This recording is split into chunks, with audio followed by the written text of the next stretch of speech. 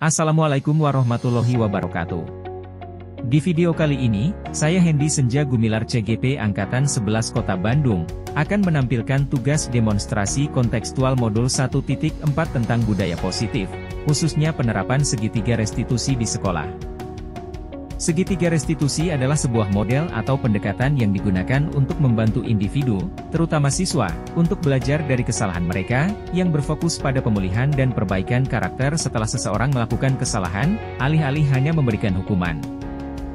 Terdapat 3 tahap utama dalam segitiga restitusi, yaitu 1. Menstabilkan identitas. Tahap ini bertujuan untuk membantu individu merasa lebih baik tentang diri mereka setelah membuat kesalahan.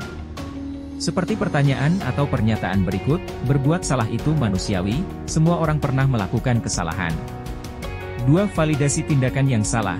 Tahap ini membantu individu memahami mengapa tindakan mereka salah, memahami dampak dari tindakan mereka dan mengapa tindakan tersebut tidak sesuai dengan nilai-nilai yang dianut. 3. Menanyakan keyakinan. Tahap ini mendorong individu untuk berkomitmen untuk tidak mengulangi kesalahan yang sama. Untuk kasus yang pertama, saat mengajar matematika di kelas, Pak Hendy sering mendapati seorang siswa yang bernama Reyhan yang nampak malas-malasan, tidur-tiduran dan kurang bersemangat saat belajar matematika. Saat disuruh untuk mengerjakan soal matematika di papan tulis, Reyhan hanya diam terpaku, sambil memainkan spidol di tangannya, tidak dapat menjawab soal matematika yang diberikan dan hanya menjawab, "Tidak tahu Pak." Melihat kondisi tersebut, Pak Hendy berusaha mempraktikkan pendekatan restitusi kepada Reyhan terkait perilakunya di dalam kelas, agar memperoleh informasi dan solusi yang akurat untuk menyelesaikan masalah tersebut. Berikut kita simak videonya. Tadi pas kita belajar di kelas, kelihatannya kamu sedang mengalami kesulitan ya? Apa sih yang kamu usahakan saat itu? Saya nggak tahu Pak, soalnya susah. Saya nggak ngerti. Ya. Saya bisa lihat sih, kamu kelihatannya sedikit kewalahan. Apa nih yang bisa Bapak bantu supaya kamu merasa lebih nyaman? Saya nggak suka matematika Pak. Rasanya susah terus, jadi malas buat belajar. Ya, saya ngerti sih. Kalau matematik itu memang pelajaran yang sulit. Coba kita pikirkan bersama ya. Apa yang sebenarnya kamu butuhkan sekarang agar bisa lebih memahami pelajaran ini? Mungkin kita bisa menemukan cara yang lebih baik untuknya.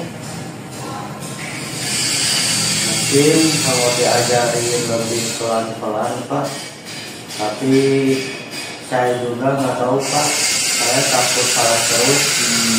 Ya, kalau usah takut salah. Tapi Bapak sangat senang mendengar kamu bicara jujur seperti itu. Memang sih, kadang kita merasa takut gagal, tapi justru dari kesalahan kita bisa belajar dan tumbuh. Bagaimana kalau kita coba pendekatan baru? Kami coba satu-satu, dan kalau ada yang sulit, kita selesaikan bersama. Gimana? Boleh Pak, tapi saya nggak jadi bakal ngerti. Gak apa-apa, kamu sudah mencoba, itu langkah besar. Gak masalah kalau belum paham sepenuhnya. Yang penting kita terus berusaha. Ayo kita coba pelan-pelan bersama. Apa di sini hadir untuk membantu. Oke Pak, saya coba dulu. Lalu saya ingat ya, Bapak di sini bukan untuk menilai seberapa cepat kamu menyelesaikan soal, tapi seberapa besar usaha kamu untuk memahami. Kita lakukan ini bersama-sama ya. Oke, siap? Siapa? Oke, kasih aja. Kasus yang kedua. Percakapan antara Pak Hendy dengan siswa yang bernama Muna yang bangun terlambat, dan terburu-buru sampai di sekolah. Dia pun akhirnya sampai di gerbang sekolah, tapi baru menyadari kalau tidak menggunakan sepatu hitam seperti tertera di peraturan sekolah. Karena aturan sekolah melarang memakai sepatu selain hitam, maka sepatu Muna dititipkan di kesiswaan dan Muna nampak tidak senang akan hal itu. Dialog antara Pak Hendy dan Muna mempraktikkan pendekatan restitusi dalam kasus sepatu tersebut. Selamat pagi Muna. Kalian hari ini kelihatan kerja ya. Apa sih yang terjadi sampai di sekolah? Tadi Pak, saya bangun terlambat. Terus buru-buru berangkat ke sekolah. Pas di gerbang, baru sadar kalau saya salah pakai sepatu. Bukan sepatu hitam, tapi sepatu coklat. Oh iya, Bapak paham. Terkadang kalau kita buru-buru itu hal yang kecil itu lupa ya. Nah, bagaimana perasaan kamu? Sekarang setelah sepatu kamu dititipkan ke siswa.